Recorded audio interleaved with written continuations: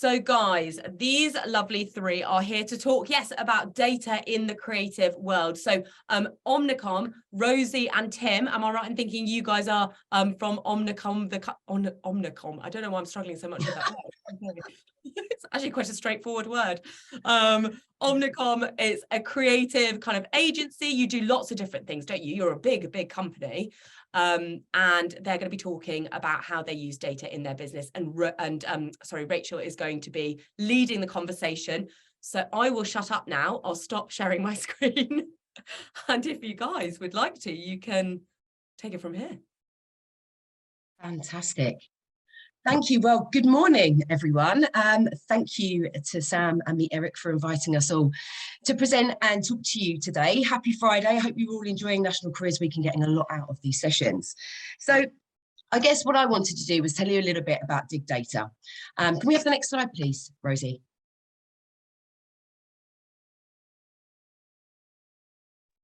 Classic tech issue. Give me 1 second. We're definitely in the right hands. So I'll continue. So I'm Rachel Keane. I am the founder of the Data Inspiration Group and the Dig Data program. And essentially what this is, it's a virtual work experience offering for students like yourself at secondary and tertiary education.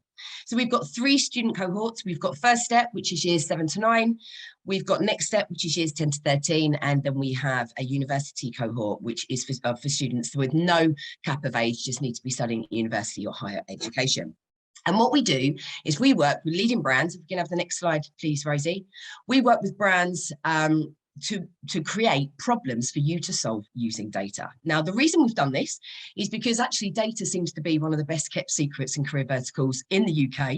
It is incredible. Data is in every single business. And whether you have the word data or scientist or analyst in your job title moving forward, data will be something that you will need to be proficient in and literate. And it's important that you embrace it and don't be scared of it. And it's incredibly creative. Now, I'm sure a number of you know at least 90% of these brands. We'd love for you to raise your hands and do all of that sort of stuff, but we understand that a lot of you may well be watching on one screen in a kind of classroom or hall setting. But I think one of the things that you can see here is that all of these businesses have one thing in common. They use a huge amount of data, but actually they solve completely different problems in completely different environments. And that's what we want to bring to you. We want to bring virtual work experience to your bedroom, to work on your own, on projects, to work in pairs or groups, so that you've got something really, really cool to put on your CV. Can you go to the next slide, please, Rosie? So why do our students dig data? Well, as I've just said, there are a number of reasons. And I was really thinking about this today, actually, about being a student, about what would I have thought data meant. And as a massive tech and maths phobe, I absolutely struggled with certain subjects at school. But actually, working in data, you can use pretty much any subject. So I made a note this morning. So if you are somebody that really likes history, okay, you like the facts, you like the argument, you like the detective work, actually, this is a great opportunity in Career Vertical for you to use those skills. If you're somebody that loves English, writing stories, have great energy and good narrative, these are skills that you can use as well. If you are somebody that's that number cruncher that loves maths, loves logic, loves finding patterns and trends, this would work with you. Business studies, delivering a solution to a client, again, those skills work. Geography, there's always a lot about kind of human behavior, locations, mapping, etc. If you're that budding artist, actually, can you make something really complicated, really creative, and really impactful for somebody like myself to understand? Or are you that drama student? Are you that person that loves to stand up, loves to engage, and gets a real buzz out of performing in front of a client or an audience? Well, I think we've pretty much named every subject that you do at school there. So there, just to make the point, there is something for everybody. All of the career challenges that you can undertake online result in certification. Great thing for your personal statements, great thing for your CVs when you're moving forward. And the nicest thing is there is something for everyone, irrespective of your academic ability. If you think that perhaps you're not smart enough, you're not clever enough, or you don't have enough knowledge, that's just not true. It's a great opportunity to dig data. So I believe now we're going over to you, Rosie and Tim, to introduce what you guys do at Omnicom. Yes, hello. So as mentioned, Omnicom is a huge organization. 5,000 brands across 100 countries we work with. which is terrifying. But so I work at OMD and Rosie works at Hearts and Science, and they are media agencies within Omnicom. And what we do is we work with brands largely to talk about how they communicate with the general public and advertising. So anytime you're on a bus and you see a poster, or if you're on TikTok and you see that McDonald's is on there, we will have worked with them to get them into that space and figure out how to talk to people, ultimately to try and make more money for them, really. So on the next slide, we've got, I mean, you'll notice in the media industry, we love a big wall of logos, and these are some of the clients that we work with. Specifically, Rosie and I work in the data sphere. So that means that we're working with all these clients, and they will come to us sometimes with a question you never have expected to try and answer, and you will have to try and answer it with data or tech. And we're going to talk through a couple of examples of those questions we've been given for some of these brands. So this was a big fast food company. I won't name them, but you can probably guess who they are. So they are, the #1 burger restaurant in the UK, and they started to sell coffee. There are 400 billion coffees drunk in the UK every year, not every day. And they basically wanted to get a bigger share of those coffees. And they wanted to understand who's going to them for burgers, but not going to them for coffee. So I don't know, on your mobile phone, you'll have apps like Google Maps or weather apps, and those apps need to know where you are to deliver that service. So they're always tracking your GPS. And some people have signed up to panels where they provide their location data, and then we can work with that data to do analysis. So for this question we had from the burger company, we were able to look at people who go to the burger restaurants and people that go to coffee shops like Starbucks or Costa. We could then sort of do an overlap of those, and we could find people that go and get their burgers from the burger restaurant, but then go get coffee somewhere else. And they're the people that we want to stop doing that and make them get their coffee with their burger in the one shop. So we could build this big data set of people, and we could see where they're going, where else they're shopping. And it allowed us to really map out, depending on where you go for your coffee, where else you're shopping, what type of person you are. So you can see on the right-hand side here, we've got sort of people that go to Greggs, because Greggs sell a lot of coffees, as well as the vegan sausage rolls and all those baked goods. So they're people that are going. Those people are going to places like Wilko. They're going to Morrison's and Poundland. And then sort of at the other end of the scale, we've got Cafe Nero, which turned out to be sort of the high-end coffee shop. And there's people that shop there are also going to places like White Stuff or New Look or Superdry. So from this analysis, we can then sort of tell the burger chain, if you want to get Greggs people, this is how to talk to them. This is where to find them. If you want to get Cafe Nero people to come in and buy a coffee, this is how to talk to them. And this just allows them so they've got this big question of how do we get people to buy our coffee? And we can tell them who the people are that they can get and how to talk to them. And that's just sort of one example of using data and a bit of creativity to answer big brands' questions. And I'm going to hand over now to Rosie to talk about another example. Perfect. So not as delicious as burgers, but still really important. And hopefully this shows you, again, the variety that I think Dan touched on, as well as Rachel and Tim earlier, about the variety of clients and the work that we do. So during the pandemic, which we all went through, really difficult time, we were working with almost like a pharmaceutical company in a sense. So the Bill and Melinda Gates Foundation. And they have this big ambition that basically a lot of kind of local markets and local countries like the UK or the US, they want them to rank global health more importantly. So to understand and kind of empathize with the health issues that are going on around the world.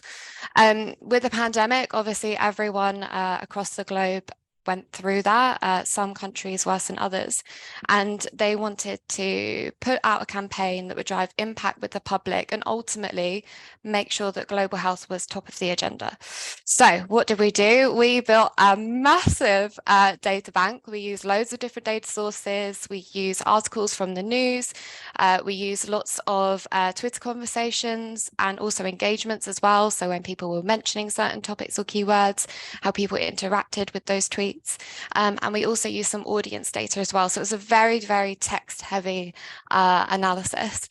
But what it led us to was 4 key insights that I was definitely surprised with some of them. So during COVID, there was a lot obviously of negativity going on, but there was also a lot of positive stories of people kind of coming together and working with the community to help drive good and help support each other. And what we found is when people shared those stories on Twitter and also in the news, that they would get far more engagement. The second one was that language matters. So we started to see people use words like together, fight together, defeat together, which was really important. But also there was quite a big amount of public disconnect. So people were struggling quite a lot during COVID, and there was a lot of fake news going around as well, which didn't really help.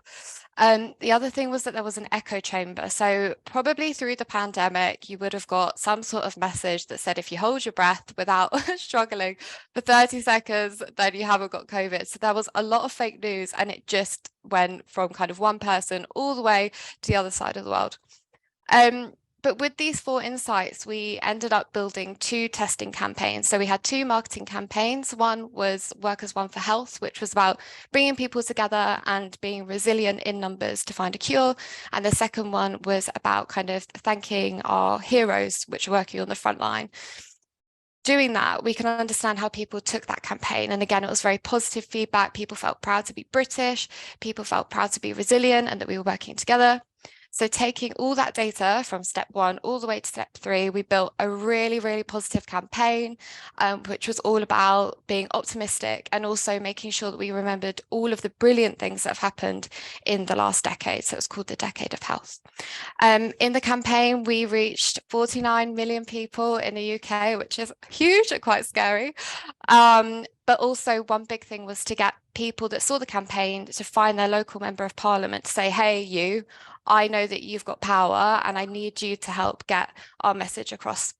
So another really important thing, which I think Dan covered earlier, is about choosing a career in data. It's massively collaborative. I think a lot of people think that if you work in data, you work on your own. And that is not the case at all. You get the chance to share and learn and solve problems as part of a team. And I know from an OMG point of view, I get to work with Tim, I get to work with people from PhD as well. So it's really nice and collaborative. Creative, it's not just about the maths. I myself actually studied creative copywriting and graphic design at uni. So very strange that I'm now working in data, but all of the skills that I learned then, I can take into my day-to-day role. Development, you're always learning and developing skills. Tech and data is changing all the time. So it's a really exciting career to kind of be in to see and experience those changes. And variety, there's loads of different roles. There's not a one size fits all. And there's so many different problems to solve as well. So it's really important that we have different minds, different perspectives in the data world. So if you feel interested, I would definitely recommend just checking out Dig Data full stop. But OMG have actually got some challenges coming up with some of our favorite clients. So we've got a challenge that's kicking off on the 20th of March with Tropicana about reaching younger audiences. We've got one with KFC on Tuesday, the 21st of March about delivering more finger-licking chicken via its new app. And then last but not least, we've also got a Step Up challenge on the 22nd about reaching a new audience or the right audience for Virgin and O2. And there is a very tech-savvy QR code in this slide. So if you have got your phone and you're allowed to take it out, please do scan it and it will take you to that page. And we also, you don't have to trust us, but Omnicom is a great place to work and it's a great place to have a career. We have a live career panel that same week on the Thursday evening, and that's some of our newer joiners, so people about 1 to 3 years into the industry, talking about the job they do, how they got into data. Yeah, and I think it'd be really valuable to go along and ask them some questions live. Cool. I think that's it from us. Yeah, that's everything. Thank you. Guys, absolutely bang on time. I'm loving the efficiency going on here. Also, I have to say, I particularly love, I know this is like kind of a side note, how Omnicom is shortened to OMG. It's stood the test of time, that. Amazing. Thank you guys so much. What a great actionable thing for people to be able to do after hearing that talk. That is wonderful. It's so great to have you all here explaining more about the world of data in the creative world. Sounds like you are all very, very creative individuals. And so, yeah, just living proof that you can do data in a creative environment and exercise some of those creative skills.